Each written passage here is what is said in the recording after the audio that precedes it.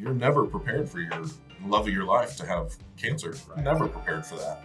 But there's something, I don't know, maybe the athlete in me, Right. the way that I was brought up, just something in me just says no matter what, Yeah. there's no giving up. It's time to step up.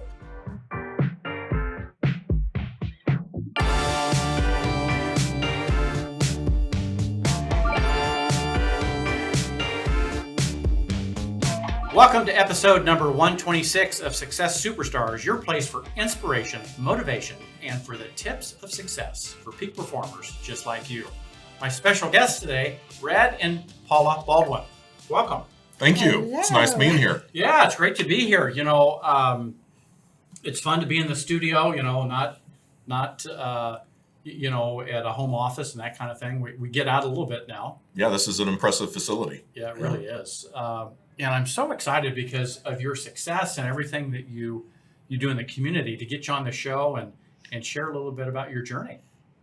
Well, it's been an interesting one, that's for sure. Well, tell us a little bit, how did you get into real estate? Give us a little background, the market you serve, and give us a little backstory before we get into some questions. Well, I was doing pharmaceutical sales and medical sales for several years, kept hitting that glass ceiling. Right. A friend of mine was doing mortgages and said, "Hey, Brad, you'd be great at mortgages." And I'm good with numbers. So I got into the mortgage industry. This was back in 2004. Right. Worked in the mortgage industry, opened up my own mortgage company, and then we had that lovely crash in real estate, as it tends to do. But shortly after I got in and was on the mortgage side, Paula was a hairdresser, and I encouraged her to work on her real estate license. So she got her real estate license later that year. Wow. And so what was it like getting started? If you look back, would you do anything different? For me, the transition was probably easier than for most people because I went from a hairdresser having a clientele and building a clientele. And when I transitioned into real estate, Right. many of those clients kind of came with me as my clients in real estate. But one thing that I did, I think, I joined a team, and having that mentor, I think, is so important. And that gave me a sense of security and knowing that I always had somebody to go to for questions that I had that, they do come up and things you've never experienced before. So a mentor, I think, is very important, or, getting on board with a great team that could support you. Yeah. And then as you've grown and developed, tell us more how you've kind of grown and developed into the success you have today. Well, I think it's been really our approach to real estate. I think our success is there's no magic wand, and probably the weakest thing we have are systems, but it's just who we are as people. We approach everybody, and this is just kind of who we are. I don't care if it's $100,000 buyer or $1 million buyer. We treat them better than what we would even want to be treated. Mm-hmm. So we don't, the old adage, treat people the way you want to be treated. I think we try to treat people better than the way that we want to be treated. We go that extra mile. And so we've literally had people that were 150,000 buyers, 15 years ago. She has a client that she has literally sold, represented on 7 different transactions. Mm-hmm. Wow. Yeah. And the first one was 175,000? Yeah, 175,000. And then in January of this year, I sold their previous home again. They were living in McKinney, and sold that at 475, and they purchased almost $1 million property. But that was the 7th transaction with them. Wow. So that tells you so much about being in a relationship business Absolutely. versus a transaction business. 1,000%. And because the stats are just the opposite, right? For the NAR just did a study that shows 90% of consumers want to do business with us, but only 25% do. Yeah. Mm-hmm. Because we're not building the relationships like you are. So Yeah. how do you stay in touch? How do you? This probably came naturally to you because as you had to build those relationships and build that clientele. Yeah. And I think that for both of us, we are people. We love people, and we genuinely want the best for people. And so when every situation that we go into, we take ourselves out of the equation and what's best for us, but what's best for that client. And the biggest thing is listening, and truly listening, because not everybody's going to divulge everything and their fears and their concerns. And, example, yesterday I was with previous clients and they're building a new home or buying an inventory home. It's not yet completed, but we don't have their home on the market yet. And this new inventory home is going to be closing in September. Right. And I could see, I'm listening as the sales reps there, my clients are there, but, I saw her emotion. And I was listening to what the questions she was asking her husband. And, and I, just asked her, okay, do you have peace about this? Is this close date with the builder, concerning you? And it was. Right. And so we just asked the builder at that time, hey, can we push that close date out a couple weeks? I'll have their home on the market next week. But, and her husband looked over at me and said, Paula, we're trusting you in this, that, I'm going to get their home sold in 30 days and they're going to be able to buy the new home. But it's truly paying attention. So what's so cool about that story is it's many times it's not what's said, it's the body language. And you picked up on that to say, hey, there's some uncomfortable here and asked about it, which, leads to success, because when people are talking, then you can work things out. Yeah. Mm-hmm, mm-hmm. Now, has the COVID-19 thing, what's that been like for you? How have you pivoted? How have you changed? How have you adjusted? I guess before we reopened up, the only thing we were doing was doing the 3D, the Matterport. Matterports and On our virtual listings. tours. Yeah. The thing I like is when you're doing open houses, you don't have 20 families coming in just looking. You have 3 families coming in ready to buy. Right. So the volume is down, but it's almost 99.9%, or I could be pretty confident saying it's 100% serious buyers out there looking. So that's one of the nice things. You're not having to filter through the truly interested people that are out there coming to open houses. People that are just kicking tires or not kicking tires. These are the more serious. Oh, yeah. They're looking for their forever home, relocation job, whatever's birth, whatever's happening in their life. Have you had to adjust your marketing? Have you had to make any adjustments, or are you still pretty much 100% by referral? We do. You mentioned marketing, and that's kind of the funny thing. We're talking about having a marketing budget. We've been in the business so long, 99.9% of our business, again, is all repeat clients, referral clients, and from some of our referral partners. So our budget last year, I think we spent $1,500, and that was just on a magazine that we mail out like quarterly to all of our past clients. Right. So we're actually talking about having more specific, more initiative in the marketing to grow our business this year. To move it to the next level. To move it to the next level, just because, where we're producing is a very comfortable living, and it's very nice. Yeah. And, I think we've been in the top 5 of teams every year we've been with JPAR, and it's like, but the marketing, we're not one of those teams that spends $1,000, $2,000 a month going through leads. We cultivate the relationships, have the referral networks, and just build those relationships. And you mentioned that about relationships, because when I started in real estate, and it's 15 and a half years for me, so that's why there is so much referral business. But when I had started, and I didn't have what JPAR offers whatsoever, so all you new agents out there, truly take advantage of the education and to really get confident in this, what's offered here, and learning, because then when you go out there and you're dealing with the public, that you're going to feel more comfortable talking to them, and they're going to ask questions. And so the more knowledge you have, the more comfortable you're going to be.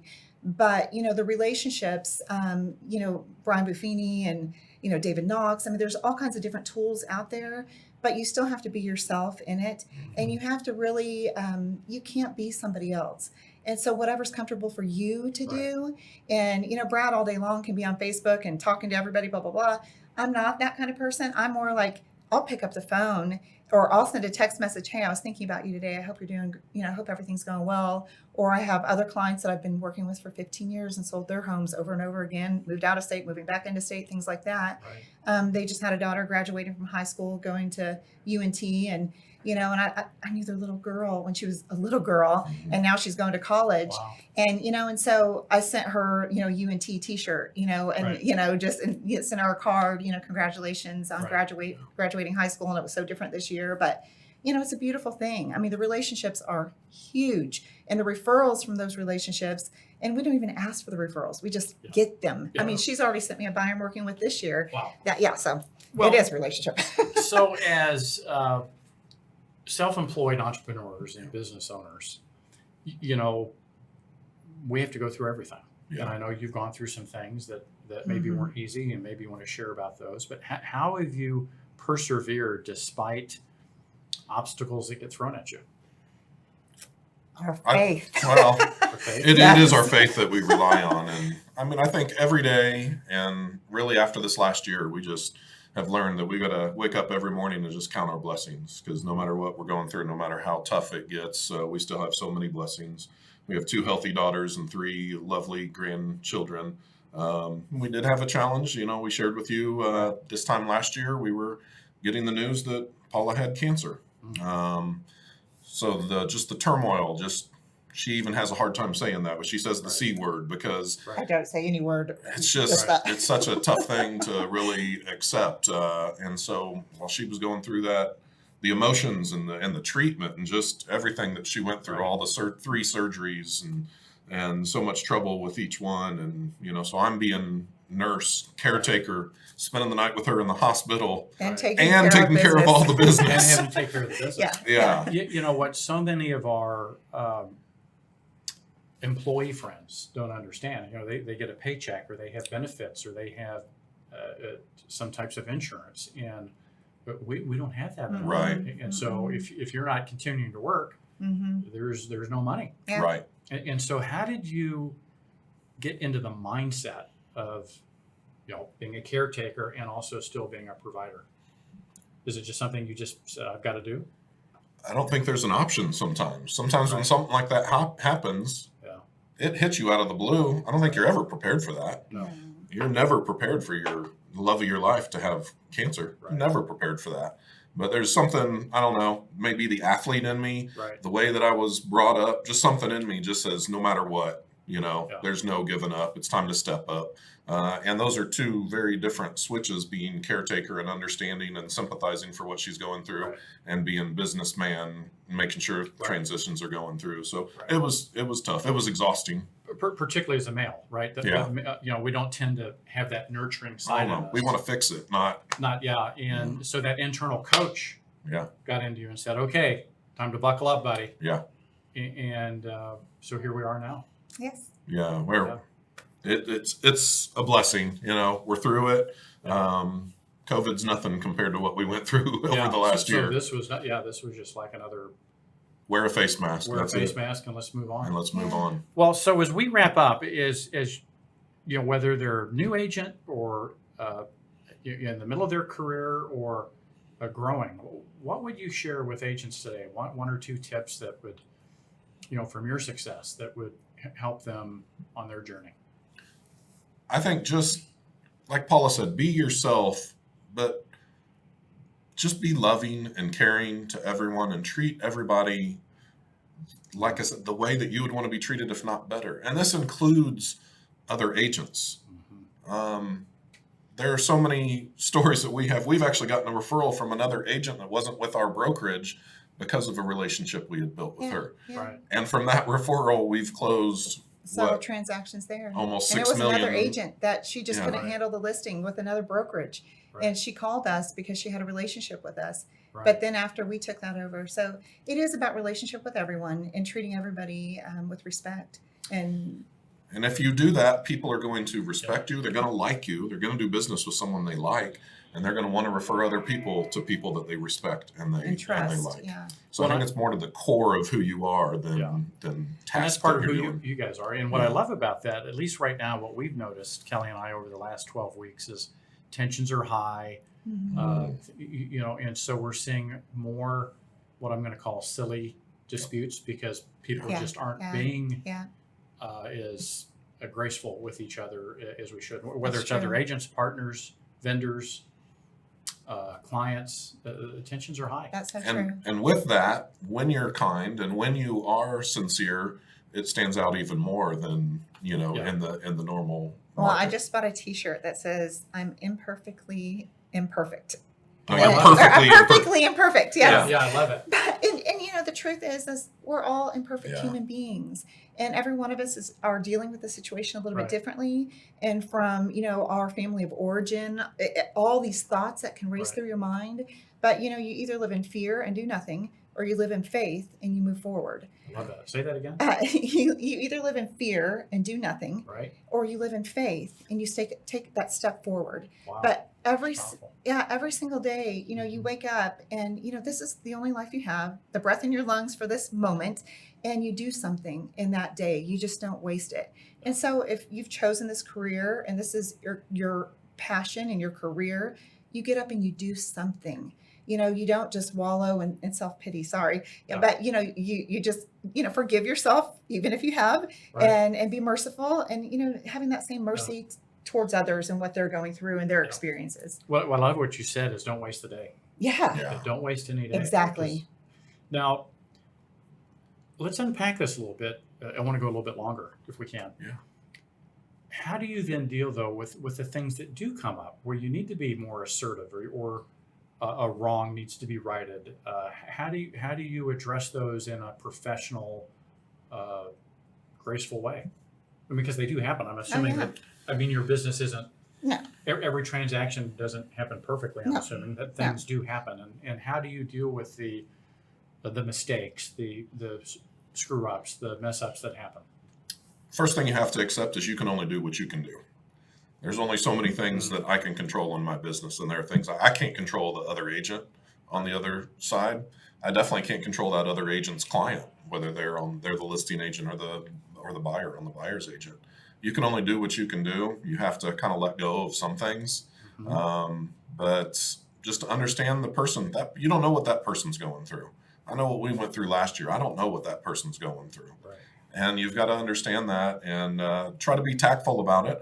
There are times that I probably comes more natural for me to get a little bit more forceful, but I've got to guard my words. I've got to challenge it and, say, hey, I understand where you're coming from. I understand how your client probably feels, but this is, sometimes remind them the contract, what the terms are, how we're following these. On our clients, we're just very thorough with them, referring to the contract, referring to the terms, what their responsibility is and what they agreed to, and, remind them, resend them emails But if that we we make a confirm. mistake, Staying factual, staying Yes. out of the emotion, Yes. Being factual. You can be assertive, but not, be Argumentative. Right. Yeah. Got it. Were you referencing if we made a mistake or if we make Or an any, error or anything like that? because any Okay. errors can happen anywhere, right? Yeah. That's what I was. Things go wrong in transactions that Yeah. just happen. I think one of our agents the other day, he put up a list, 88 things that can go wrong in a transaction. Oh, yeah. And so, certainly that has to happen to you, and you have to deal with them assertively, but you don't have to be argumentative or get ugly. We've had some ugly things happen over the last couple of weeks that Kelly and I are trying to address and help people just to step back, take a breath. And so it's a breath of fresh air to hear that's your brand. Yeah. And that's one thing we've been in the business for so long now, me over 10 years and her over 16 years, but you've never seen it all, Right. Every time you think you've You've seen seen it a all, lot. You've seen Yes, something we've seen comes a up. lot, but And there that's are why things we that- appreciate the broker support. We've had some weird things in the last couple of years too, and I'm like, whoa, let me send that email. It can still happen, yeah. So the broker support's incredible. That if you need somebody else going, I need to run this by, because even every brokerage is going to operate a little bit differently. But you got to go to your broker and say, how do you want me to handle the situation? Because a previous broker may have handled it differently. Right. And even if we're not in agreement, it's like, hey, but this is what our broker is saying. This is the way we need to go about it. Or they may have different history. Yeah. In some cases, we have history in a certain way that we need to do certain things because of a prior issue or something. Yep. Well, so I'm so grateful for you all coming in today and sharing. As we wrap up, any last words of wisdom? Enjoy life. Work hard. There you go. And for new agents and newer agents, be persistent.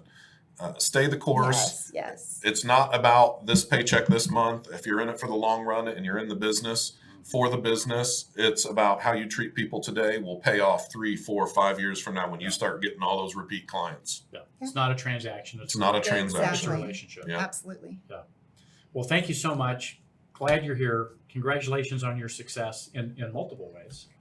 Thank you. Yes, thank you. And let's make it a great rest of the year. Amen. And we'll see you soon on another episode of Success Superstars.